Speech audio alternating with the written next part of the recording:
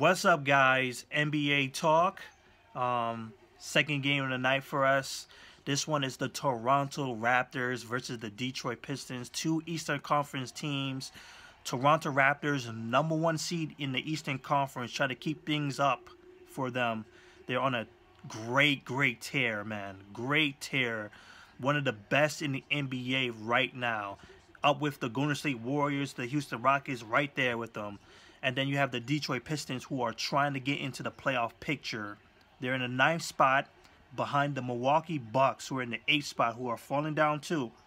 But the Detroit Pistons have been falling badly. They've been losing a whole bunch of games, even with the addition of Blake Griffin, who has been very good. But clearly it's not enough. Andre Drummond has been good with his rebounding, but I guess they still need more from him. I guess in his scoring, but he has never been that type of guy. The other guys are just not good enough either. Even with Ish Smith playing decent, it's just not enough. So the Toronto Raptors, they did it again, winning this game 121-119. And guess what? I believe this is a clinching game. Toronto Raptors, I believe, has clinched the playoffs. They're the first to do so. I'm not sure. I have to confirm that, but I believe that they have clinched the playoffs. So they're the first team in the NBA, even though they don't have the best record. The Golden State Warriors and the Houston Rockets, who have better records. But the Toronto Raptors, of course, you're dealing with a weak Eastern Conference team. I believe the Toronto Raptors have clinched the playoffs. So, great job, Toronto Raptors. Good work in having one of your better games of the season, even in the struggle of it all. Because the Toronto Raptors were definitely struggling in this game. Like, in the second quarter, that was the struggle for it. The first quarter was very decent. They were doing a good job. Passing the ball pretty good, not turning the ball over. That was the case for all of the game. Limiting their turnovers, passing the ball pretty good, getting those points off the assists, which was the case, like I said, doing some work in their passing. That's one of the things that Dwayne Casey has done for this team, and I think he's definitely top of the 2 in Coach of the Year with Mike D'Antoni of the Houston Rockets. The Toronto Raptors struggled big time in the second quarter. Detroit Pistons were on a tear and playing some good defense. Like, the Toronto Raptors could not get shots in, and they could not stop the Detroit Pistons from scoring. But they bounced back very well in the third quarter, dropping 40 points in that fourth quarter altogether. DeRozan, Kyle Lowry getting into it, and then some of the bench players like Siakam doing great on defense. He's definitely doing some work on the defensive end. And then the fourth quarter, and then overtime, since it went into overtime, DeMar DeRozan put on his Superman cape and took the Toronto Raptors to the Jurassic Park world, so to speak, the heaven, to the glory land for this team. He went off tonight, just to point it out. He went off in that fourth quarter and in overtime, putting up 15 points in that fourth quarter, I believe, or maybe even more. He was just tearing it up. And that dunk on Tolliver, I believe, that and-one dunk, that was just mean, and that should have ended the game. But Blake Griffin scored right after, I think, on Valanciunas. And it went into overtime with that situation with the inbound passing, going back and forth in possessions, and they just gave up on it. And then went into overtime.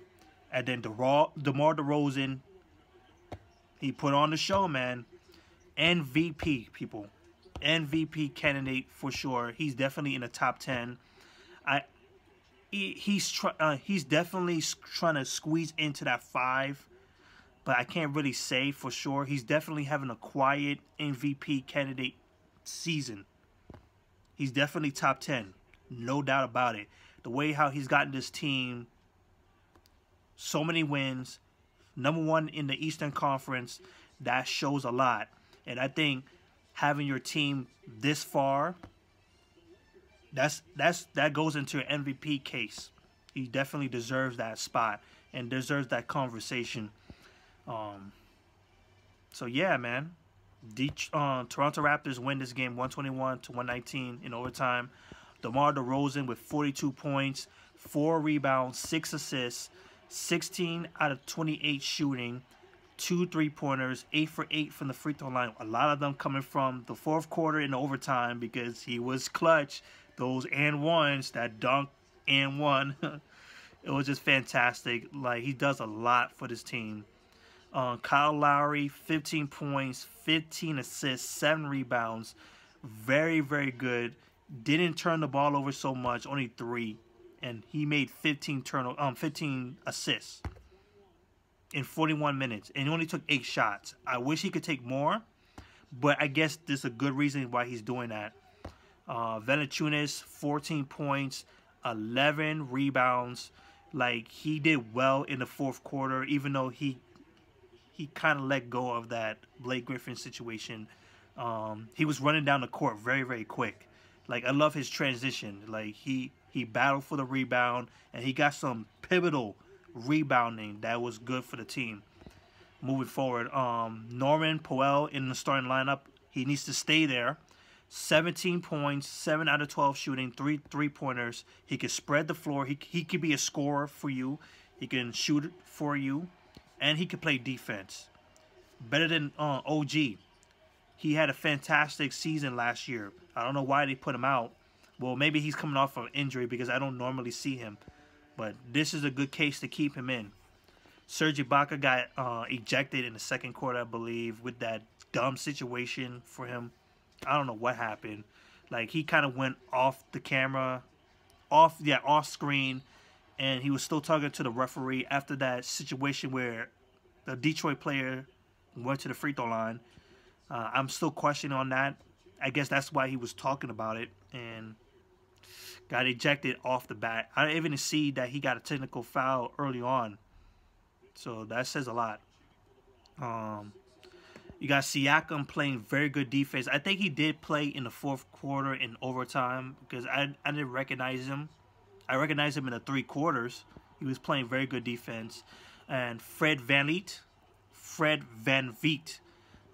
playing good minutes in the fourth quarter and overtime. Dwayne Casey relying on him heavy. Like, he was playing more point guard than Kyle Lowry. Kyle Lowry was doing some pick and rolls and creating shots and creating opportunities for other players. So there was a lot of reliance on Fred. And, yeah, that's pretty much it to say. 45% from the field, 30% from the three-point range, 47 rebounds, 33 assists, and only 10 turnovers. Excellent work.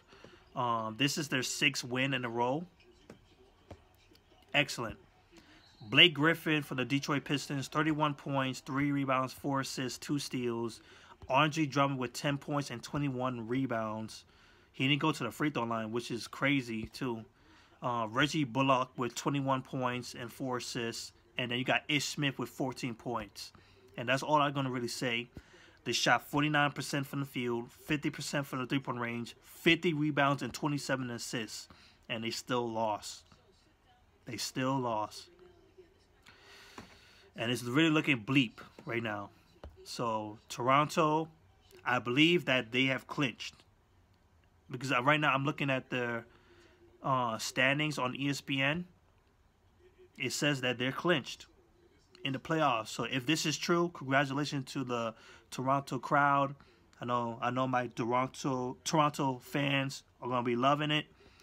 They're still 2 games above the Boston Celtics. That means they have to still continue this stretch because the Boston Celtics they could take this over. They really need that #1 spot. They need that home field advantage.